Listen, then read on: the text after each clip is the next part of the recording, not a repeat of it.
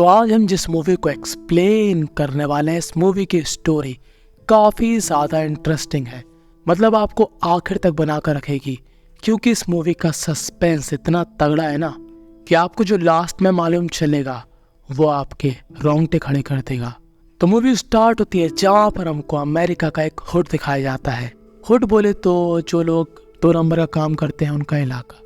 तो इस हुड में एक लड़का फाउंटेन नाम के आदमी को देख रहा होता है। तो फाउंटेन जो कि होता है एकदम स्टड बंदा और करता है 2 नंबर का धंधा, और जो भी इससे 3-5 करता फाउंटेन मारता है उसको काफी गंदा। तो ये लड़का बताता है फाउंटेन को कि हमारे एरिया में एक मरियल सा बंदा कर रहा है 2 नंबर का धंधा। तो अब जब फाउंटेन जाता है उस मरियल से बंदे के पास, तो ये मरियल सा बंदा फाउंटेन से अब शब्दों में करता है बात, और फाउंटेन आ जाता है गुस्से में और स्टार्ट करता है अपनी कट्टी और तोड़ देता है इस मरियल के पैरों की कमजोर सी हड्डी, और इससे वो पुड़िया ले लेता है जो कि वो यहाँ पर बेच रहा था। पर ये मरियल सा बंदा मरी कंडीशन में भी फाउंटेन से ऐंठ रहा था। वो कह रहा था कि मैं ये सभी बात अपने दोस्त आइजैक को बताऊंगा। फाउंटेन कहता है अभी जा बता दे, मैं तेरे दोस्त आइजैक से नहीं डरता। और तभी ये मरियल सा बंदा अपने दोस्त आइजैक को फोन लगाकर सब कुछ बताता है कि उसके साथ यहाँ पर क्या हुआ। तब आइजैक कहता है कि हम लोग उस फाउंटेन के बच्चे को देख लेंगे, हम लोग उसको कहीं पर मार के फेंक देंगे। तो फाउंटेन इस लड़के को इन्फॉर्मेशन देने के लिए $5 देकर भगा देता है, और जो पैसा इस पुड़िया को बेच के मिला था उससे अपने पीने की व्यवस्था बना लेता है। और फाउंटेन हमारा काफी दयालु होता है, वो इस भिखारी को भी मदिरा पिलाता है और आ जाता है अपने घर। अब वो यहाँ पर सैंडविच बनाता है और वो अपनी माँ से कहता है कि माँ मैंने सैंडविच बनाए हैं, आपको खाना है क्या? तब फाउंटेन की माता जी कहते हैं कि बेटा मैंने तुम्हारे लिए मछली बनाई है जो कि फ्रिज में रखी है, जाकर खा लो। और तभी यहाँ पर फाउंटेन का एक दोस्त आता है जिसका नाम होता है बिग मॉस, जो कि फाउंटेन के साथ मिलकर 2 नंबर का धंधा करता है। अब जब फाउंटेन को यहाँ पर धंधे के पैसे देखते हैं तो वो बिग मॉस से कहता है कि ये तो काफी कम है। तब बिग मॉस कहता है क्योंकि मैं सिल्क को नहीं ढूंढ पाया, सिल्क दरअसल धंधा करता है इन्हीं के साथ में, और वो है काफी रंगीला आदमी, इसीलिए वो बिजी रहता है रात में। और अब फाउंटेन सिल्क को ढूंढने जाता है और वो एक ऐसी महिला से पूछता है जो कि पैसे लेकर प्यार देती है, क्योंकि इन्हीं को मालूम होता है कि सिल्क कहाँ पर है। अब जब फाउंटेन को मालूम चल जाता है कि सिल्क कहाँ पर है तो वो उसी एड्रेस के लिए निकल जाता है। अब हमको दिखाया जाता है सिल्क, जिसकी एक महिला से बहस हो गई। इस महिला का नाम होता है योयो। तो योयो भी एक ऐसी महिला होती है जो कि पैसा लेकर प्यार देती है, और वो यहाँ पर सिल्क से झगड़ा करके बाहर निकल जाती है। और अब यहाँ पर आ जाता है फाउंटेन, जो कि सिल्क पर काफी गुस्सा होता है और कहता है कि जल्दी से बता एक और पुड़िया कहाँ पर है। और सिल्क यहाँ पर बातें बनाता है, पर फाउंटेन उस पुड़िया को ढूंढ निकालता है। पर फाउंटेन जैसे ही बाहर जाता है वहाँ पर एक और कार होती है। अब इस कार में पता कौन होता है? वही मरियल बंदा जो कर रहा था फाउंटेन के एरिया में 2 नंबर का धंधा। ये बंदा था आइजैक के साथ, और आज ये दोनों ही बना देते हैं फाउंटेन की आखिरी रात। और वो फाउंटेन पर धाए धाए करके फाउंटेन को डायरेक्ट भगवान के पास पहुंचा देते हैं। और ये सब सिल्क ने भी देखा। पर जस्ट 2 से 3 सेकंड बाद हम लोग क्या देखते हैं कि फाउंटेन अपने बिस्तर से उठा, यानी कि ये सब फाउंटेन का सपना था। अब फाउंटेन की दिनचर्या रोज की तरह सेम होती है। वो दुकान जाता है, मदिरा पान करता है, भिखारी को भी देता है। पर तभी वो क्या देखता है कि उसके सामने एक बंदे को एक ब्लैक कार किडनैप करके ले गई। पर ये सब चीजें अमेरिका के हुड में नॉर्मल सी बात है। अब फाउंटेन रोज की तरह अपनी माँ के लिए सैंडविच बनाता है, और उसकी माँ पता है यहाँ पर क्या कहती है कि बेटा मैंने तुम्हारे लिए मछली बनाई है जो कि फ्रिज में रखी है, जाकर खा लो। और फाउंटेन बिल्कुल सरप्राइज नहीं होता कि उसकी माँ ने सेम बात बोली जो कि उसने सपने में सुनी थी। अब फाउंटेन को यहाँ पर वही पिज्जा का बॉक्स दिखता है जिसमें ये लोग धंधे के पैसे लाते थे, और फाउंटेन को याद आता है कि सिल्क ने एक आध पुड़िया छुपा ली होगी, और वो सिल्क के पास जाता है पुड़िया लेने के लिए। पर जैसे ही सिल्क दरवाजे पर फाउंटेन को देखता है वो एकदम से डर जाता है। वो कहता है ये तो भूत है, ये कैसे आ गया, ये कैसे मुमकिन है? और वो फाउंटेन के सामने कहता है कि तुम मेरे सामने कैसे आ सकते हो? कल ही मैंने तुमको अपने सामने भगवान के पास पहुंचते हुए देखा, तुम्हें 2 बंदों ने कार में निपटा दिया था, तो तुम आखिर जिंदा कैसे हो गए? पर फाउंटेन को ऐसा लग रहा था कि वो सब सपना था और उसको यकीन नहीं हो रहा था। और अब सिल्क फाउंटेन को यकीन दिलाने के लिए उसको योयो के पास ले जाता है और कहता है कि योयो क्या तुमने फाउंटेन को कल देखा था?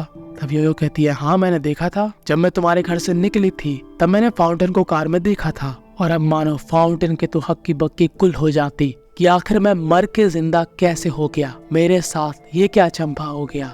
ये बताते हैं कि मैंने तुम्हारे पास से एक कार गुजरते हुए देखी थी जो कि ब्लैक कलर की थी, और अभी लोग उस कार को ढूंढने लगते हैं और इनको वो कार एक घर के बाहर खड़े हुई मिल जाती है। अब इनको कार में कोई नहीं दिखता तो ये लोग घुस जाते हैं घर के अंदर, और इस घर के अंदर खोजाबीनी करने पर इनको एक लिफ्ट मिलती है जो कि ग्राउंड फ्लोर पर जाती है। और जैसे ये लोग इस लिफ्ट से नीचे जाते हैं तब ये लोग क्या देखते हैं कि इस घर के नीचे एक काफी बड़ी लैब है। ये लोग इस आदमी से कहते हैं कि यहाँ पर क्या चल रहा, और यहाँ पर सिल्क एक पाउडर टेस्ट कर लेता है जिससे उसको हंसी पर हंसी आने लगती है। और जब वो इस आदमी को धमकाता है तब उससे गलती से गोली चल जाती है और इस गोरे आदमी के ऊपर की टिकट कट जाती है। कि तभी फाउंटेन को यहाँ पर एक काफी बड़ा रैपर दिखता है, और वो जैसे ही उस रैपर को खोलता है फाउंटेन की तो आगे से गीली और पीछे से पीली हो जाती है, क्योंकि यहाँ पर होती है फाउंटेन की ही बॉडी, और उसकी बॉडी पर गोली के निशान भी थे। और ये लोग यहाँ से निकल के योयो के घर जाते हैं। ये लोग देखते हैं कि योयो के घर में काफी सारी किताबें हैं और काफी सारे अवार्ड्स भी हैं, यानी कि योयो को पढ़ने का भी शौक है। अब ये लोग चुपचाप से सो जाते हैं, पर जैसे ही होता है नया सवेरा, योयो नोटिस करती है कि फाउंटेन यहाँ से 9-11 हो चुका है। अब फाउंटेन अपने दोस्त बिग मॉस और काफी और दोस्तों के साथ उसी घर में अटैक करने के लिए चला जाता है, पर ये सभी लोग इस घर को पूरी तरीके से छान मारते हैं, पर इन सभी को वो लिफ्ट नहीं दिखती जिससे योयो, सिल्क और फाउंटेन नीचे गए थे। और अब फाउंटेन के दिमाग की तो और जाम हो जाती कि आखिर ये साला क्या हो रहा। और अब फाउंटेन जाता है फिर से सिल्क और योयो के पास और बताता है सारी बात कि उस घर से वो लिफ्ट हो चुकी है गायब, और अगर मुझे सच्चाई नहीं मालूम चली तो मैं पागल हो जाऊंगा शायद। तब सिल्क और योयो को ऐसा लगता है कोई तो है जो हाई लेवल पे खेल रहा। फिलहाल इन तीनों को भूख लगती है और ये लोग एक चिकन शॉप में जाते हैं चिकन खाने के लिए, पर तभी यहाँ पर सभी लोग एकदम से हंसने लगते हैं, फाउंटेन और योयो भी। पर सिल्क को समझ में नहीं आता कि आखिर इन सभी को क्या हो गया, ये लोग पागलों की तरह हंस क्यों रहे। तभी सिल्क एक बात नोटिस करता है कि इस चिकन से उसी पाउडर की स्मेल आ रही जो कि उसने लैब में चखा था, और वो इन दोनों से मना करता है कि इस चिकन को मत खाओ। और अब ये लोग प्लान बनाते हैं कि इस शॉप के ओनर से पता करते हैं कि यहाँ पर क्या चल रहा। अब ये दोनों तो लड़के हैं, तो योयो अपनी अदाओं से इस शॉप के ओनर को रिझाती है और उससे चिकन मंगाती है। और जैसे ये शॉप का मैनेजर बाहर जाता है, योयो का काम शुरू हो जाता है, और वो क्या सुनते हैं कि रेडियो पे एक आदमी कह रहा कि सभी लोगों को सही से कंट्रोल करो। और योयो यहाँ पर देखती है कि यहाँ पर काफी सारी टीवी होती है। दरअसल इस हुड में जितने भी कैमरे थे उन सभी का कंट्रोल एक ऐसे आदमी के पास था जो कि इन सभी चीजों को मैनेज कर रहा। और योयो को समझ में आता है कि यहाँ पर छोटी मोटी चीज नहीं, कोई काफी बड़े लेवल का मिशन कर रहा, और वो ये सारी बात फाउंटेन और सिल्क को बताती है। और अब ये लोग देखते हैं कि इस चिकन शॉप में सामान सप्लाई कौन करता, और ये लोग उस गाड़ी का पीछा करते हैं। और जब ये गाड़ी के लोग बाहर चले जाते हैं तब धीरे से सिल्क इस गाड़ी के अंदर घुस जाता, और वो क्या देखता है कि घर की नॉर्मल चीजों में, जूस, मदिरा, खाने पीने की चीजों में वही पाउडर मिलाया जा रहा। कि तभी इस गाड़ी के लोग आ जाते हैं और इस गाड़ी को ले जाते हैं, और सिल्क इस गाड़ी में ही फंसा रह जाता, और योयो और फाउंटेन उसका पीछा करते हैं। अब जहाँ पर ये गाड़ी खड़ी होती है वहाँ पर होता है चर्च, और अब ये तीनों इस चर्च के अंदर जाते हैं, जहाँ पर ये लोग क्या देखते हैं कि इस चर्च में अलग ही मौज मस्ती और गाना बजाना होता है। और जब ये सभी लोग यहाँ से चले जाते हैं तब ये तीनों यहाँ पर खोजाबीनी करते हैं, जहाँ पर फाउंटेन को एक लॉक मिलता है जो कि खुलता है एक कार्ड की से, और इनके पास एक कार्ड की थी जो कि योयो को उसी चिकन शॉप से मिली थी। और जैसे ये लोग इस कार्ड की को लगाते हैं यहाँ पर वही लिफ्ट खुलती है जो कि इनको उस पहले हाउस में दिखी थी। और अभी लोग फिर से नीचे जाते और यहाँ के 3 आदमियों को मारकर उनकी ड्रेस पहनकर इन्हीं लोगों में शामिल हो जाते।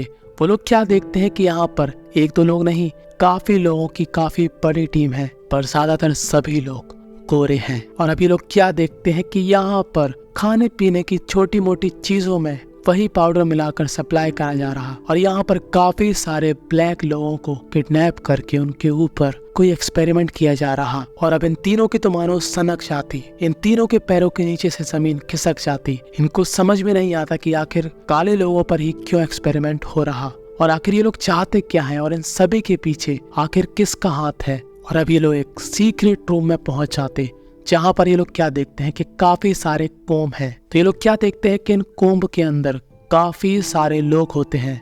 फाउंटेन को यहाँ पर अपना एक क्लोन दिखता है और वो जैसे थोड़ा मुंडी घुमाता है उसी का एक और क्लोन होता है। और यहाँ पर फाउंटेन के साथ साथ सिल्क को भी अपना क्लोन दिखता है और अब ये तीनों ही यहाँ से निकलने का प्लान बनाते हैं। और जैसे ये लोग लिफ्ट खोलते हैं ये लोग क्या देखते हैं कि इनकी लिफ्ट एक क्लब में खुली। और ये क्लब भाई साहब इतना संस्कारी होता है ना कि यहाँ पर महिलाएं निर्वस्त अवस्था में ऐसे घूम रही होती हैं कि जैसे वो पार्क में टहल रही हैं। कि तभी इस डीजे वाले को एक आदमी कॉल पर कहता है कि वो तीनों यहीं पर आ रहे, तुम वो हिप्नोटाइज वाला म्यूजिक बजाओ। यानी कि जो भी इंसान है उसको मालूम था कि ये तीनों उन्हीं के बीच में थे और अभी डीजे वाला वो गाना बजाता है। और यहाँ पर जितने भी लोग थे ये सभी लोग इस गाने की धुन में खो जाते हैं और एकदम हिप्नोटाइज से हो जाते हैं। फाउंटेन और सिल्क भी, पर योयो इन दोनों को यहाँ से ले जाती है। और इस क्लब में जितने भी लोग थे वो सभी लोग इनका पीछा करने लगते हैं कि तभी ये लोग एकदम से रुक जाते हैं और यहाँ पर एक गाड़ी आती है। और इस गाड़ी में से पता कौन निकलता, फाउंटेन के ही जैसा दिखने वाला एक हट्टा कट्टा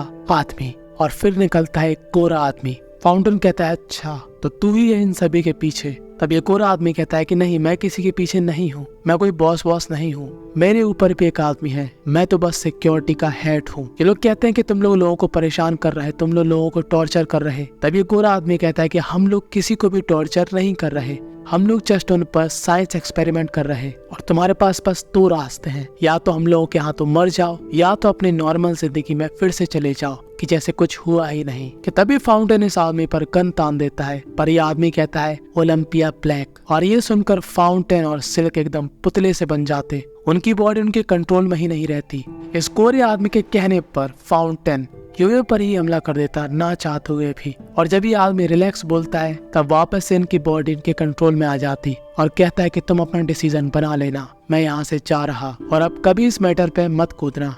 और अब रोज की तरह अगले दिन फाउंटेन जब उठता है तब वो मन बना लेता है कि वो इस मैटर पे नहीं कूदेगा। तभी यहाँ पर आती है योयो और कहती है कि हमको इस मिस्ट्री को सुलझाना पड़ेगा कि आखिर इन सभी के पीछे कौन है और वो आखिर ये सब क्यों कर रहा, और ऐसा कैसे हो सकता कि तुमने अपने आप को ही देखा, सिल्क ने भी अपने आप को ही देखा, आखिर ये लोग क्या खिचड़ी पका रहे, वो हमसे कौन सी बातें छुपा रहे। पर फाउंटेन कहता है ना मीन्स ना, मुझे अब तुम यहाँ पर कभी मत दिखना। अब फाउंटेन अपनी नॉर्मल लाइफ जीने की कोशिश करता है पर उसके दिमाग में ये सभी बातें चल रही थी। और वो रोज की तरह अपने माँ के लिए सैंडविच बनाता है और उसकी माँ रोज की तरह एक ही बात बोलती कि मैंने तुम्हारे लिए मछली बनाई है जो कि फ्रिज में रखी है, जाके खा लो। और हमको यहाँ पर मालूम चलता है कि फाउंटेन की माता जी तो है ही नहीं, वो एक रेडियो है जो कि रिपीट पे यही बोलता रहता है पूरे दिन, क्योंकि फाउंटेन ने कभी भी जिंदगी में अपनी माँ को देखा ही नहीं है। उसको नहीं मालूम कि वो कहाँ से टपका। और अब फाउंटेन जाता है सिल्क के पास और अब फाउंटेन डिसाइड करता है कि जो भी होगा देखी जाएगी, हम इस मैटर को सुलझा कर रहेंगे और पता करेंगे कि आखिर ये सब कौन कर रहा और वो हमसे चाहता क्या है। अब तभी हमको दिखाई जाती है यहाँ पर योयो, जो कि यहाँ पर कुछ सबूतों के साथ एक डाक डालती है कि तभी यहाँ पर एक काली गाड़ी आकर योयो को किडनैप कर लेती है। और ऐसा करते हुए योयो की एक दोस्त उसको देख लेती है। और जब फाउंटेन और सिल्क को योयो नहीं मिलती तब वो ढूंढते हुए इसी लड़की के पास आते हैं जिसने योयो को देखा था। और ये लड़की बताती है कि योयो को एक काली गाड़ी में कुछ लोग ले गए थे। और अब हमको दिखाई जाती है योयो, जिसको वही सिक्योरिटी का हेड उठा के लाया था। वो कह रहा था कि मैंने तुमसे कहा था कि दोबारा ट्राई मत करना, अब तुम्हारी जिंदगी यहीं पर बीतेगी हमेशा के लिए। और दूसरी तरफ फाउंटेन काफी भड़क जाता है और कहता है कि मैं इन सभी को निपटा दूंगा। पर सिल्क कहता है कि बेटा थोड़ा ठंडे दिमाग से काम ले, काफी पहुंची चीज है हमारे सामने, हमको अपनी जान जोखिम पर डालना पड़ेगी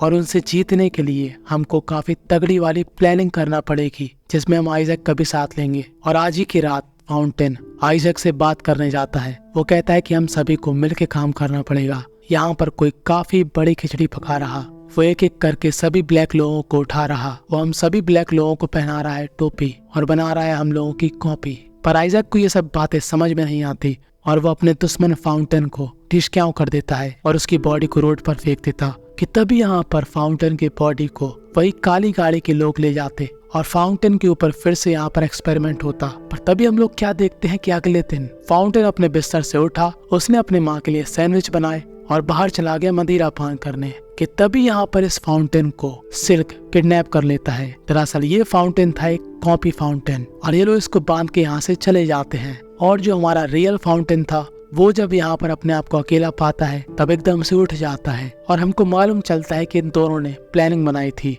क्योंकि अगर वो कहीं पर भी जाकर बात करेंगे या कुछ भी डायरेक्ट एक्शन करेंगे तो ये पकड़े जाएंगे, क्योंकि इस हुड के सारे कैमरे इनके दुश्मन के कंट्रोल में हैं, तो वो सब कुछ समझ जाएंगे। इसलिए फाउंटेन छोटी मोटी लड़ाई करके उसी मरियल को पैसे देकर आइजैक से मिलने की बात करता है। इन पैसे देकर प्यार देने वाली लड़कियों के सहारे आइजैक को प्लानिंग समझाता है और फेक एक्टिंग करके अपने दुश्मन के लैब में पहुंच जाता है। और अब फाउंटेन अपनी लोकेशन सिल्क को बताता है और सिल्क इस हुड के सभी लोगों के साथ मिलकर उसी जगह पर जाता है जहाँ पर फाउंटेन की लोकेशन थी। और ये सभी लोग इस लैब में हमला कर देते और यहाँ पर ये डॉक्टर योयो पर एक्सपेरिमेंट कर रहे होते हैं कि तभी ये लोग सायरन सुनकर रुक जाते हैं। और इतने में ही योयो उठकर इन दोनों डॉक्टरों को चकमा देकर इनको बेहोश कर देती है। और हमको यहाँ पर मालूम चलता है कि योयो के इतने बड़े झाड़ियों जैसे बाल नकली थे। और अब ये सभी लोग मिलकर यहाँ की सभी चीजों को तोड़ने फोड़ने लगते हैं कि तभी यहाँ पर फाउंटेन का सामना होता है उसी के क्लोन से, जो कि उससे काफी ज्यादा मजबूत था। और ये क्लोन फाउंटेन को मार मार के उसका भूत बना देता है और ये ले जाता है फाउंटेन को अपने बॉस के पास। और ये लोग उस लैब में चले जाते हैं जहाँ पर इनके क्लोन थे। अब दरअसल ये जो लैब में क्लोन थे, ये क्लोन नहीं ओरिजिनल बॉडीज थी। क्लोन तो वो थे जो कि बाहर थे, खा रहे थे, पी रहे थे, घूम रहे थे, अपनी नॉर्मल जिंदगी जी रहे थे, पर ओरिजिनल बॉडी की सारी मेमोरी क्लोन के अंदर भी थी। और अब जहाँ पर फाउंटेन को लाया जाता है वहाँ पर होता है इन सारी फसाद की जड़ ये आदमी, जो कि खुद भी ब्लैक होता है और वो सेम लगता है फाउंटेन की तरह। और दूसरी तरफ यहाँ पर वो सिक्योरिटी का हेड सिल्क और योयो के पीछे पड़ा होता है उनको मारने के लिए। तो ये जो बूढ़ा आदमी होता है जो कि फाउंटेन की तरह लगता है, वो कहता है कि मैं तुम्हारी कॉपी नहीं, तुम मेरी कॉपी हो। फाउंटेन कहता है कि तुम ये सब क्यों कर रहे हो? तब ये बूढ़ा आदमी कहता है रॉनी की वजह से। दरअसल रॉनी होता है फाउंटेन का छोटा भाई, जिसने बचपन में एक शॉप से कुछ टॉफियां चोरी करी थी और पुलिस वालों ने उसको इतनी छोटी सी गलती के लिए डायरेक्ट भगवान के पास पहुंचा दिया था, क्योंकि वो ब्लैक था। पर फाउंटेन को ये समझ में नहीं आता कि ये बूढ़ा आदमी रॉनी के बारे में कैसे जानता। तो ये बूढ़ा आदमी कहता है कि जैसा कि मैंने तुमको बताया, तुम मेरी कॉपी हो, रॉनी मेरा भाई था, मैंने तुमको बनाया, ये सब तुम जो भी देख रहे हो ये मेरा ही किया कराया है। मैं ही यहाँ पर लोगों को किडनैप करके उनके क्लोन बना रहा। फाउंटेन कहता है कि आखिर ये सब तुम क्यों कर रहे हो? तब ये बूढ़ा आदमी बोलता है फाउंटेन कान खोल के सुनो, अब मैं हूँ एक साइंटिस्ट। मैं पहले चाइना में काम करता था और अपनी रिसर्च करता था क्लोन्स बॉडी के ऊपर। तभी मुझको मालूम चला कि मेरे भाई रॉनी को पुलिस ने छोटी सी गलती के लिए मार दिया क्योंकि वो ब्लैक था। और मैं चाहता हूँ कि इस दुनिया में सभी लोग एक ही कलर के हो जाएं, जिससे कोई भी भेदभाव ना हो और ना ही कोई मरे और ना ही किसी का परिवार उजड़े। मैं चाहता हूँ कि पूरे अमेरिका में सिर्फ गोरे लोग रहें, जिससे यहाँ पर कोई काला हो ही ना और ना ही उस पर कोई जुल्म होए। मैंने ओरिजिनल बॉडी को किडनैप करके क्लोन इसलिए बनाए ताकि वो क्लोन मेरे कंट्रोल में रहे और इनकी प्रजाति कभी आगे बढ़े ही ना। मैंने तुम्हें अपनी मेमोरी थी, जैसे कि रॉनी, तुमने अपनी माँ को नहीं देखा क्योंकि तुम एक क्लोन हो जिसको मैंने बनाया। ये मुस्टंडा भी एक क्लोन है जिसको मैंने बनाया। तुम्हारे हुड में काफी लोग ऐसे हैं जो कि मैंने ही बनाए, जो कि क्लोन हैं। और अब तुमको पूरा सीक्रेट मालूम चल चुका है, तो मुझे अब तुमको मारना पड़ेगा। पर तभी यहाँ पर फाउंटेन बोलता है ओलंपिया ब्लैक, जो कि एक कोड था जिससे जितने भी क्लोन्स होते हैं वो उस आदमी के कंट्रोल में आ जाते जिसने ये वर्ड बोला है। ये साइंटिस्ट कहता है कि मैं तेरे कंट्रोल में नहीं आऊंगा क्योंकि मैं ओरिजिनल हूँ, क्लोन नहीं। तो फाउंटेन कहता है कि तू ओरिजिनल है पर ये तेरा बॉडीगार्ड तो क्लोन है ना। और ये बॉडीगार्ड आ जाता है फाउंटेन के कंट्रोल में और फाउंटेन इस बॉडीगार्ड के जरिए इस बूढ़े साइंटिस्ट का हमेशा के लिए राम नाम सत्य कर देता है। और दूसरी तरफ सिल्क और योयो भी इस सिक्योरिटी हेड को ऊपर पहुंचा देते हैं। और अब ये सारी बात न्यूज में फैल जाती कि यहाँ पर एक आदमी वो लोगों के क्लोन बना रहा था, वो ब्लैक लोगों को अमेरिका से खत्म करना चाहता था। और अब पूरा मैटर सॉल्व होने के बाद फाउंटेन फिर से अपनी नॉर्मल जिंदगी जीने लगता है। पर ये क्लोन वाली बात अभी तक न्यूज में चल रही थी क्योंकि जितनी भी ओरिजिनल बॉडी थी वो जो भी सीक्रेट अंडरग्राउंड लैब्स थे उनसे बाहर आ रही थी। और एक दिन फाउंटेन अपने दोस्तों के साथ ऐसी टीवी देख रहा होता है, तभी वो क्या देखता है कि टीवी में उसी के जैसा दिखने वाला एक आदमी आया जिसका नाम था टायरॉन। और बस यहीं पर हो जाती है ये मूवी दी एंड। तो इस मूवी से हमको यही सीखने को मिला कि ये सारे गोरे लोग, इन्हीं लोगों ने हमारे एशियाई देशों में काले गोरे का भेद उत्पन्न किया था। और ऐसा सिर्फ हमारे साथ नहीं, बाहर के देशों में भी होता था। पर क्या आपको मालूम है, इन काले लोगों के पास एक ऐसी चीज होती है जो कि हर कोई पाना चाहता, और वो चीज क्या है वो आप कमेंट में बता देना। ज्वाइन कर लेना टेलीग्राम, वहां पर मैं आपको बताता हूँ मूवी के नेम, जैसे कि इस मूवी का नाम है द क्लोन टायरॉन।